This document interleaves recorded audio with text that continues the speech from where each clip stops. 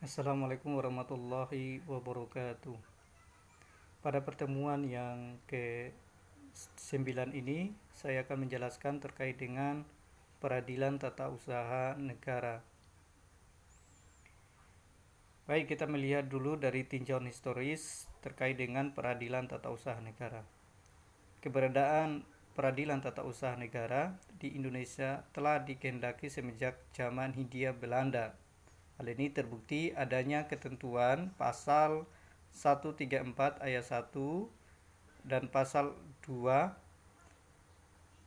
Pertama, peradilan terhadap perselisihan hanya dilakukan oleh badan yang diserai kekuasaan kehakiman. Kedua, peradilan oleh badan-badan lain selain badan yang diserahi kekuasaan kehakiman yang hanya mungkin jika ini diatur oleh undang-undang. Kemudian persoalan yang menurut sifatnya atau berdasarkan ketentuan undang-undang termasuk di dalam wewenang pertimbangan kekuasaan administrasi, kemudian tetap diadili oleh kekuasaan itu. Yang keempat, perselisihan wewenang antar kekuasaan pengadilan dan kekuasaan administrasi diputuskan oleh Gubernur Jenderal. Nah, setelah kemerdekaan, masalah pengadilan tata usaha negara ini diatur di dalam Undang-Undang Nomor 5 Tahun 1986 tentang peradilan tata usaha negara disahkan di Jakarta pada tanggal 28 Desember 1986. Nah, undang-undang ini juga disebut Undang-Undang Peradilan Administrasi Negara.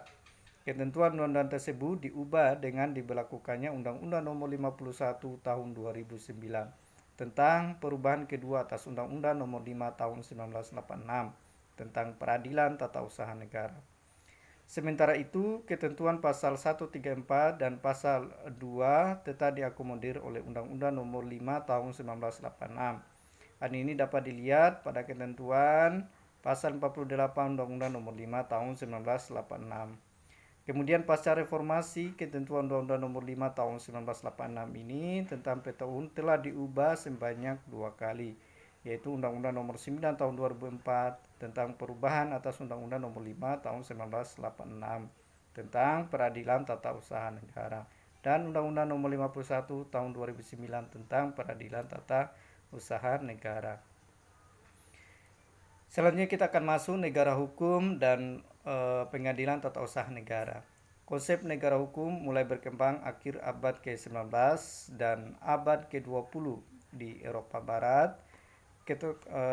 Dikenal dengan Continental Immanuel Kant atau penemunya, dan Friedrich Julius Stahl menyebutkan dengan istilah Richard negara-negara, misalnya Anglo-Saxon. Kemudian kalau di C menggunakan istilah rule of law.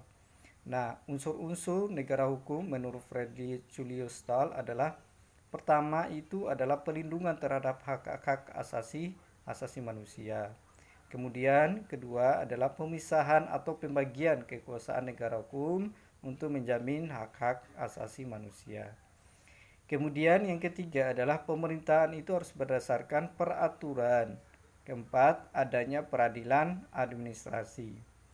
Nah, berikutnya adalah kita masuk adapun unsur-unsur rule of law menurut DC adalah: pertama, supremasi aturan-aturan hukum. Kedua adalah kedudukan yang sama di hadapan hukum. Ketiga, adanya jaminan terhadap hak asasi manusia.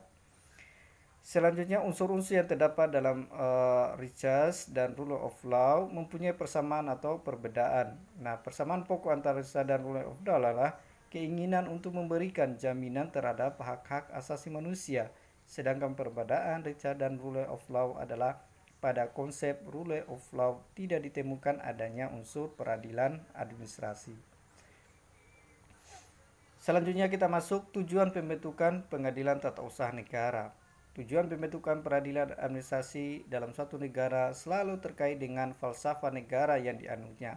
Dalam masyarakat yang individualistis yang dibangun, alas dasar falsafahnya adalah liberalistis dan demokratis. Nah, tujuan pembentukan peradilan administrasi negara adalah untuk memberikan perlindungan hukum terhadap kepentingan yang bersifat individualis.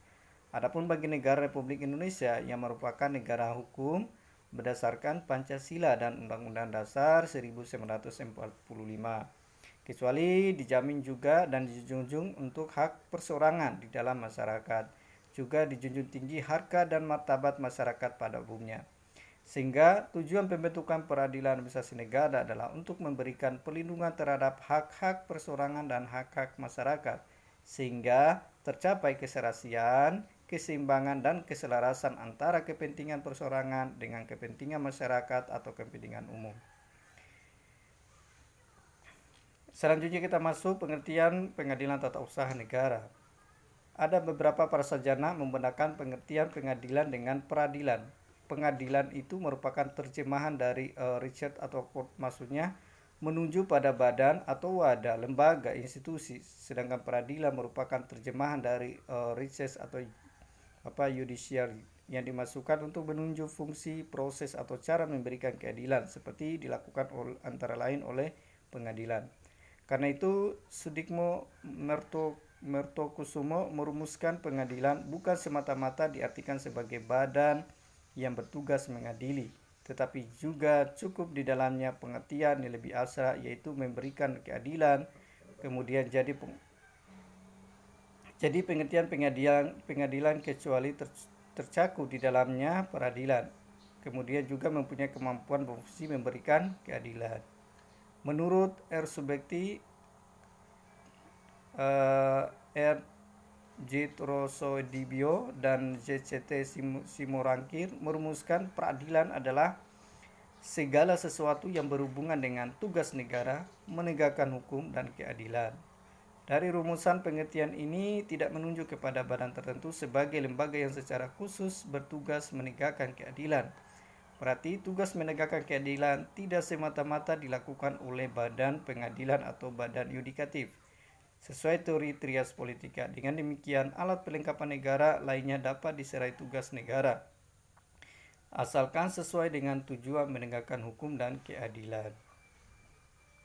Kemudian kita masuk unsur-unsur pengadilan tata usaha negara murni, terdiri dari adanya aturan hukum yang abstrak dan mengikat umum, kemudian adanya kekurangan dua pihak, kemudian adanya aparatur peradilan yang berwenang memutus perselisihan, kemudian terakhir adanya hukum formal dalam rangka menerapkan dan menemukan hukum in contract untuk menjamin ditaatinya hukum material. Kemudian kita masuk kompetensi pengadilan tata usaha negara. Kompetensi pertama, kompetensi absolut, yaitu kewenangan pengadilan untuk memeriksa dan memutuskan sengketa berdasarkan objek sengketa. Nah, berkaitan dengan kompetensi absolut, maka akan terlintas adanya pengadilan hukum, pengadilan agama, pengadilan militer, dan pengadilan tata usaha negara. Objek sengketa peradilan tata usaha negara adalah dikeluarkannya surat keputusan tata usaha negara terhadap seseorang atau badan hukum perdata. Sedangkan kompetensi relatif yaitu kewenangan pengadilan untuk memeriksa dan memutuskan sengketa tata usaha negara berdasarkan wilayah hukum suatu pengadilan. Nah, berdasarkan ketentuan Undang-Undang Nomor 5 Tahun 1986 tentang Pengadilan Tata Usaha Negara, di setiap kota media atau kabupaten akan dibentuk suatu pengadilan tata usaha negara. Kemudian kita masuk asas-asas hukum acara pengadilan tata usaha negara. Yang pertama, asas praduga resmating, yaitu mengandung makna bahwa setiap tindakan penguasa selalu dianggap benar sampai ada pembatalannya. Dengan asas ini, gugatan tidak menunda pelaksanaan keputusan yang digugat, tata usaha negara yang digugat. Kedua, asas pembuktian bebas, maksudnya hakim yang menetapkan beban pembuktian. Yang ketiga, asas keaktifan hakim.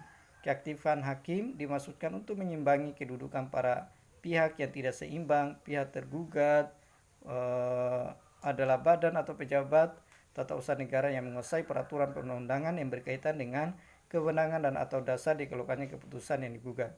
Sedangkan pihak penggugat adalah orang per orang atau badan hukum perdata yang dalam posisi lemah, karena belum tentu mereka mengetahui betul peraturan perundang-undangan yang dijadikan sumber untuk dikeluarkannya keputusan digugat.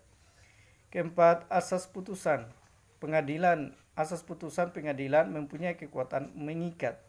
Sengketa tata usaha negara adalah sengketa dalam ranah hukum publik di mana akibat hukum timbul dan putusan pengadilan yang telah mempunyai kekuatan hukum tetap akan mengikat tidak hanya pada para pihak yang bersengketa, namun berdasarkan asas ini juga putusan tersebut akan mengikat siapa saja. Baik, demikian untuk materi terkait dengan peradilan tata usaha negara. Semoga bisa difahami dan dimengerti. Assalamualaikum warahmatullahi wabarakatuh.